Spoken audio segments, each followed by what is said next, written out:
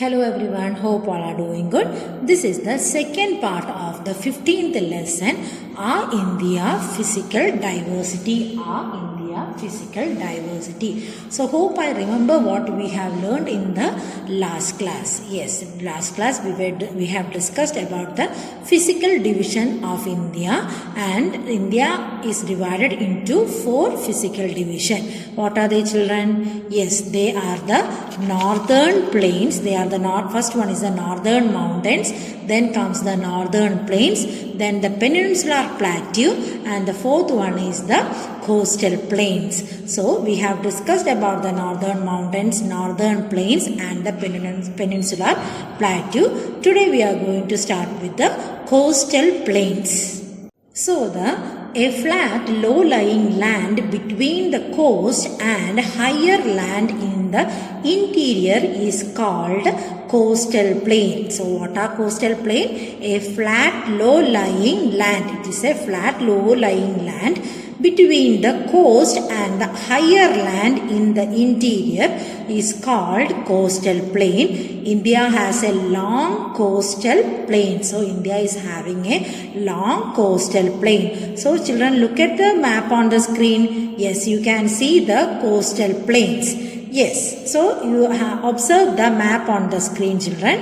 Yes, the western coastal plain lies between the Western Ghats in the east and the Arabic Sea in the west. So the western coast plain lies between the Western Ghats in the east and the Arabic Sea in the west. It extends from the Gulf of Kutch in the north to Kanyakumari in the south, and this extends from Gulf of Kutch in the north to Kanyakumari in the south. The eastern coastal plain lies between the East Ghats and the Bay of Bengal, and this eastern coastal plains lies between Eastern Ghats and the Bay of Bengal. It extends from the Gangetic Delta in the north to Kanyakumari in the south, and this eastern coastal plain extends from the Gangetic Delta in the north to Kanyakumari in the south. And you can see that both the coastal plains of India have major ports, and this both the western coastal plain and the eastern coastal plain has major ports. And the major seaports in India are Kandla in Gujarat, Navi Mumbai and Nhava Sheva in Maharashtra, Marmagova in Goa, Navamangaluru in Karnataka, Kochi in Kerala, Tuticorin, Chennai and Ennore in Tamil Nadu, Visakhapatnam in Andhra Pradesh, Parapet in Odisha, and Haldia and Kolkata in West Bengal are the major seaport in India. So these are the major seaports in India, and New Mangaluru or the Navamangaluru ranks the 9th. It is known as the gateway of Karnataka. So New Mangaluru is known as the gateway of Karnataka. So next we will study about what are the important features of coastal plains. Yes, fishing is the main occupation of the people living in the coastal plain. So fishing is the main occupation of the people in that area. So most of the people eat fish and prawns. So as they are living in the coastal area, most of the people eat fish and prawn. Spinach, ivy gourd, black-eyed peas and sambar cucumber are also eaten for food. Paddy, arecanut, coconut, cashew nut, cardamom, banana and vegetables are grown here. So you can also see the paddy, arecanut, coconut, cashew nut, cardamom, banana and vegetables are grown here. The use of boiled rice is very popular. So the people in coastal area uses boiled rice. The houses here have steep sloping roofs due to heavy rain. So the houses in those area is having steep sloping roof because there is heavy rain. So these are some of the important features of coastal plain. Next we will study about the desert in India. So children, locate the state of Karnataka on the map of India on the screen. So on the screen you can see the map of India. So are you able to locate Rajasthan there? Yes, one can notice that the largest part of Rajasthan is a desert. So Rajasthan, the major part of the Rajasthan is desert, and this desert is named as the Thar desert. So the desert in Rajasthan is known as the Thar desert. So this desert is named as Thar desert. A part of this desert also extended into Punjab, Haryana and Gujarat state. So a part of this Thar desert is also extends into Punjab, Haryana and Gujarat state also. Then what are the features of the desert? A desert is a vast, dry and sandy area with very little vegetations. So desert, as you can see in the picture, a desert is a vast, dry and sandy area. So it will be vast, dry and sandy area with very little vegetations. Vegetations means what? Yes, plants and trees. It is very less you can find the vegetation in the desert. Then the temperature is high and climate is dry. So the temperature in the desert is high and climate is dry. Then scarcity of water due to scanty rain. Scarcity of water means what? Yes, water is not available due to scanty rain. So very little they will get the rain. So water scarcity is also there in the desert. A fertile area in a desert is formed where the water comes up to the ground surface. This is called oasis. So as you can see in the picture, that is a picture of oasis. So what is an oasis? A fertile land in a desert is formed where the water comes up to the ground surface. So in a desert you can see a fertile area where you can find the water, and that is known as the oasis. What it is known as? Yes, that is known as the oasis. Those plants and trees which have special devices to withstand long drought conditions are grown here. So the plants and trees which can withstand the climate condition of desert can only be grown in the desert. They are shrubs, cactus, Arachia, thorny bushes, etc. So scrubs, you can see the scrubs, then cactus you can see, Arachia you can see, and thorny bushes. These are the main plants you can see in the desert. The Aravalli range extends into the western fringe to the Thar desert. It prevents the wind blowing from the east and it causes scanty rain. So this Aravalli ranges will extend into the western fringe to the Thar desert. So what happens? Yes, it prevents the wind blowing from the east and it causes scanty rainfall. That is why the desert is having a scanty rainfall. Therefore this part has dry climatic condition, because it is preventing the wind blowing. This Aravalli range is preventing the wind blowing from the east. That is why the rain is scanty and the climate is dry. The dry climate and the hot sun causes a feeling of severe burning in the body. So because of this dry climate and the hot sun, what happened? Yes, there will be a burning effect in the body. So to some relief from the heat, people wear long robes and turbans. So to get relief from the heat, the people wear turbans. Turbans, as you can see on the pictures, it is a headdress. So turbans are worn on their head. Lack of water and the blazing sun determines the type of desert animal. So lack of water is there, and the blazing sun determines the type of desert animals. Camels are able to survive in the desert because they have broad flat toes which are comfortable to walk on the sand.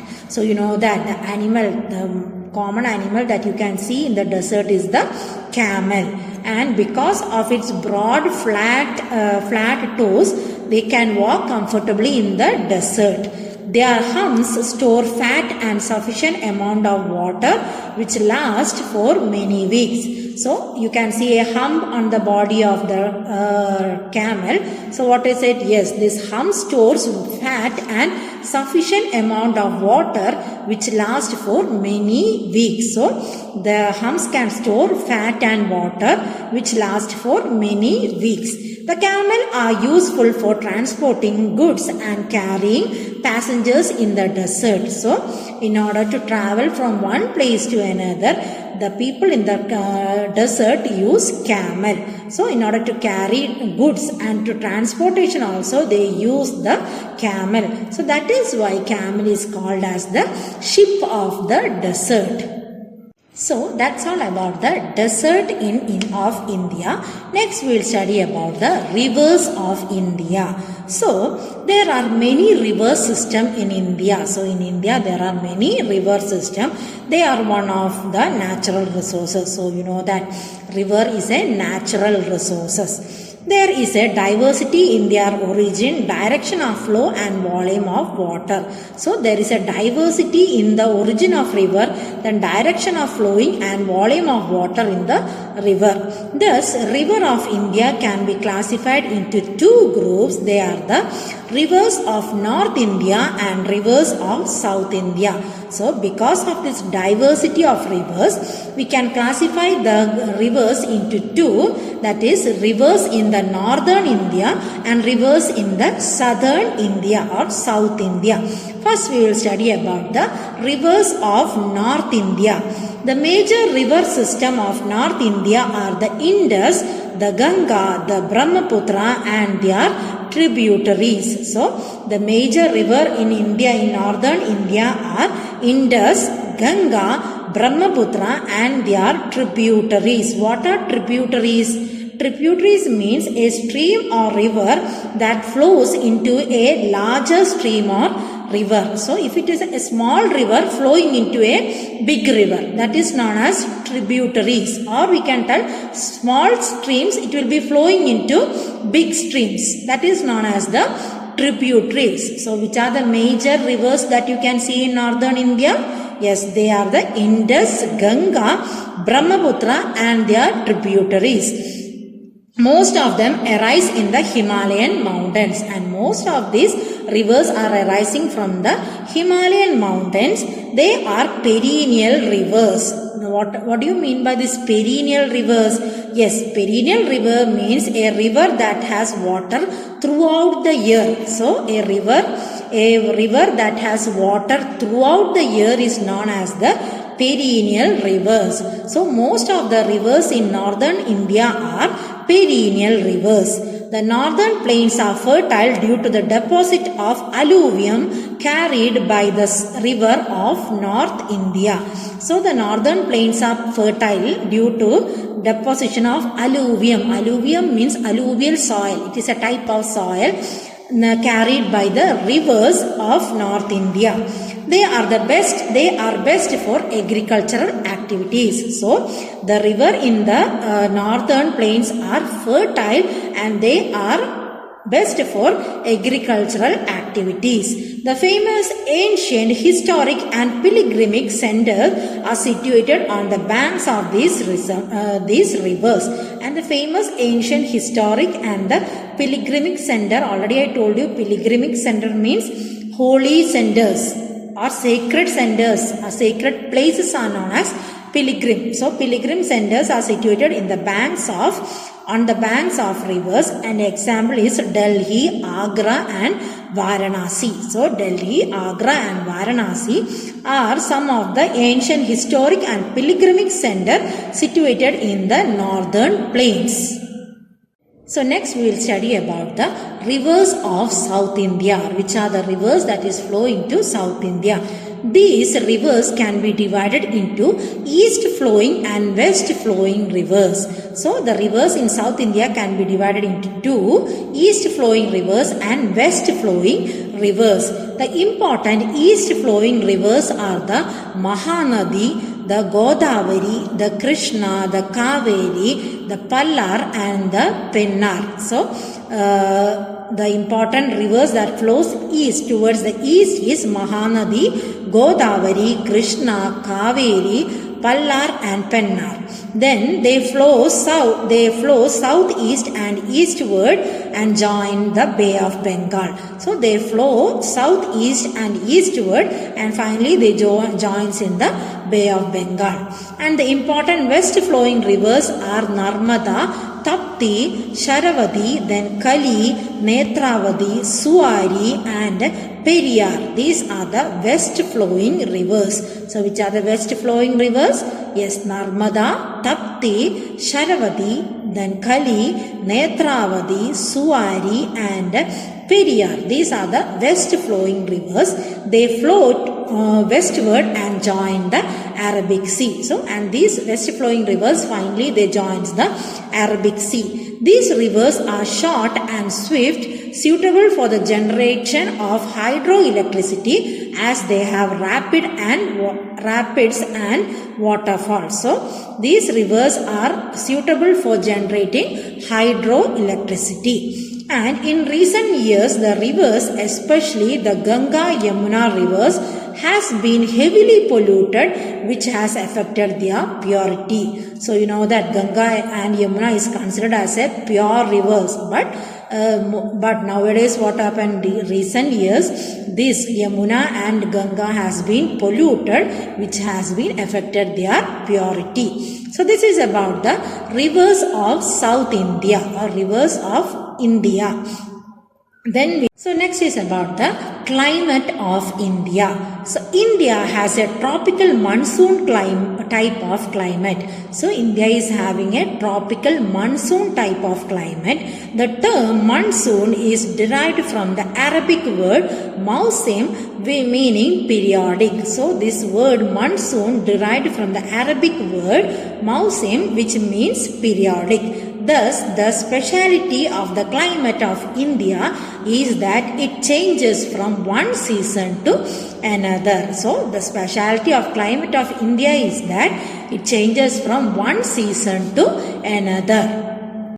Hence, we can see the diversity of climate in India. There are 4 seasons in India. How many seasons are there? Yes, there are 4 seasons in India. They are winter season, summer season, southwest monsoon season and retreating monsoon season. So in India there are 4 seasons. The first one is the winter season, the second one is the summer season, the third one is the southwest monsoon season and the fourth one is the retreating monsoon season. So these are the 4 seasons that you can see in India. The weather changes from time to time during the day. So this weather changes from time to time. Sometimes it is cold, another time it is hot and sometimes it is cloudy. So already I told you the climate or the weather changes from time to time, so that sometime it will be cold, sometime it will be hot and sometime it will be cloudy. The dry air, the changing monsoon winds and the natural hazards like cyclones adversely affect the climate of India. So the dry air, the changing monsoon wind and the natural hazards like cyclones adversely affect the climate of India. Consequently, we find the sudden change take place in the climate. So the climate changes suddenly. Understood? So there will be a sudden changes in the climate. So we cannot predict the climatic condition of India. So this winter season comes in the month of December, January and February. So at the month of December, January and February we have the winter season. Then at the month of March, April and May we have the summer season. So March, April and May we have the summer season. And at the month of June, July, August and September we have the southwest monsoon, also known as the rainy season. So rainy season is in June, July, August and September. And in October and November you get the retreating monsoon. So retreating monsoon season is at the month of October and November.